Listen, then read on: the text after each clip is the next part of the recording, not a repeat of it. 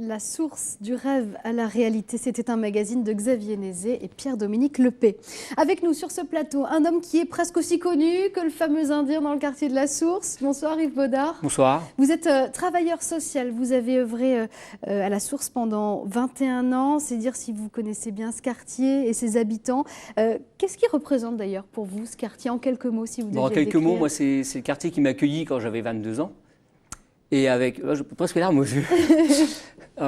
C'est le quartier qui m'a accueilli quand j'avais 22 ans. J'ai travaillé sur ce quartier pendant 21 ans, donc tout un pan de ma vie. Souvent, je dis que j'ai passé plus de temps au contact des habitants de la Source qu'avec ma propre famille. Et quand j'ai fait un répertoire comme ça, j'ai fait plus de 15 000 km sur ce quartier. Et j'ai été en situation d'aide et de relation à des habitants et à des jeunes, notamment, de plus de 600 personnes. Ce qui, voilà, donc c'est un attachement viscéral, un lien un peu naturel comme ça. Et le symbole de l'Indien, c'est que quelque part, j'étais accueilli comme cet Indien qui était un déraciné. Et puis, j'étais accueilli avec cette chaleur humaine. Et ce reportage le traduit bien par rapport à tout ce qu'on a pu semer dans nos têtes. Alors, vous avez été aussi un peu ému parce que vous avez reconnu pas mal de gens que vous connaissez, oui, notamment Abdelaziz. Racontez-nous un petit peu votre histoire avec lui. On peut dire que vous avez changé sa vie à lui, qui a créé son entreprise maintenant? Non, parce que ça serait très prétentieux. Moi, on m'a dit ça. Non, ce serait. C'est vrai que c'est un des premiers jeunes que j'ai rencontré. Il avait 14-15 ans. Quand j'ai pris mes fonctions d'éducateur de rue, j'en avais 23. Et puis, je pense qu'on a, à un moment donné, parce qu'il était voué, vous savez, à faire la 4e technologique, parce que c'était comme ça qu'on mettait nos jeunes dans les cases. Et puis, il avait un vrai potentiel. Donc, il est retourné dans le cursus un peu normal. Et puis après, il est universitaire. Et on a pu l'accompagner dans ce projet-là. Et souvent, pour le taquiner, je lui dis qu'il y a une forme de filiation et que c'est un peu qu'il a repris le flambeau. Alors, comme il n'y a pas une grande différence d'âge entre nous, il n'a peut-être pas repris le flambeau, mais on le porte ensemble. Et puis, aujourd'hui, il est dans le contexte de l'utilité sociale, d'une association qui permet de créer des liens entre les uns et les autres. Et voilà, donc il a toute sa place. Et il y a plein de jeunes comme ça qu'on pourrait mettre dans la lumière. Plutôt que toujours mettre un petit peu dans l'œil du cyclone tous ces faits divers. Mais alors justement, est-ce que selon vous, ce quartier mérite cette mauvaise réputation qui est tellement tenace? Moi, vous savez, je suis un des plus farouches opposants à la politique qui a été mise en place depuis 10 ans sur ce qu'on appelle le tout sécuritaire. Parce que je pense qu'au contraire, il faut agir en amont, qu'il faut mettre plus de travailleurs sociaux, qu'il faut redonner un peu de la dignité à ses habitants. Que ce n'est pas avec des couvre-feux, c'est que des mots guerriers, couvre-feu, arsenal répressif. On ne peut pas nourrir ça, c'est la politique de la ville. Actuellement, il y a 28 caméras de vidéosurveillance, 8 policiers municipaux. Mais il faut dire que la délinquance a quand même beaucoup baissé ces dernières années à Orléans, à la Source. Parce qu'on ne va pas se voiler la face quand même. C'est un quartier qui a été classé zone sensible en 1996. Il y a de la délinquance, l'économie souterraine, ça existe, c'est une réalité. Alors, vous me dites que la délinquance elle a baissé parce qu'en fait les chiffres ou l'insécurité a baissé parce que les chiffres on leur fait bien dire ce qu'on veut.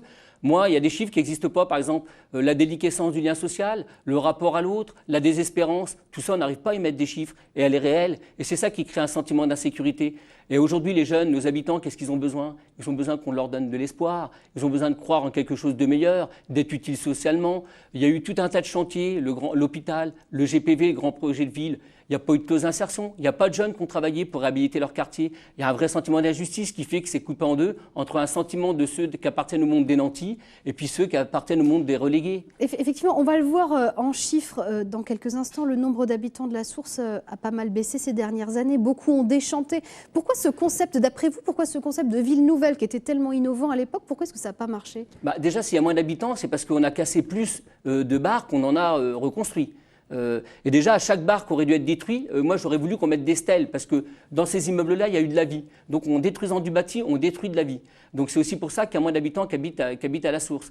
Après, le projet, il était peut-être trop visionnaire parce que c'était un projet où le piéton était roi et pas la voiture à l'époque. Et c'est à l'époque où il y avait l'industrie automobile.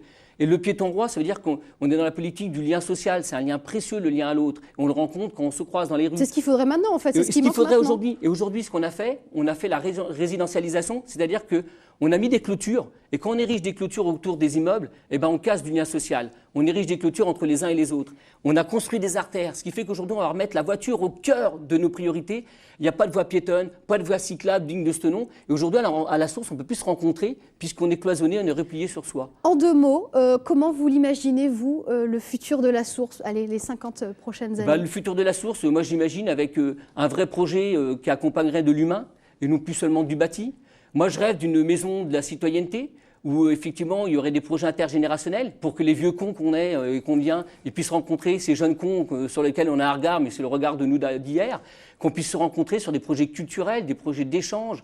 Voilà, ça me plairait. Qu'on puisse renforcer le secteur associatif au lieu de le diaboliser et de leur couper les moyens.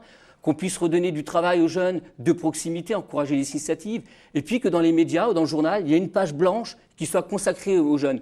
Souvent, je regarde à la télé, il y a la maison, vous savez, le Roi Merlin, on va faire la promotion de la maison Le Roi Merlin.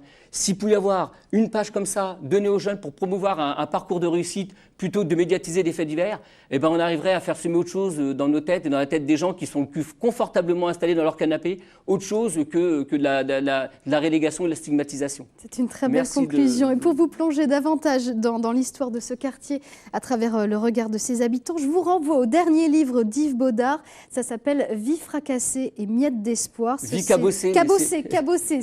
C'est pas grave, c'est un peu ça quand même. C'est beaucoup mieux. C'est sorti en 2011 aux éditions Regard Lecture. Merci en tout cas, je vous remercie. Yves Baudard, pour votre visite sur ce plateau.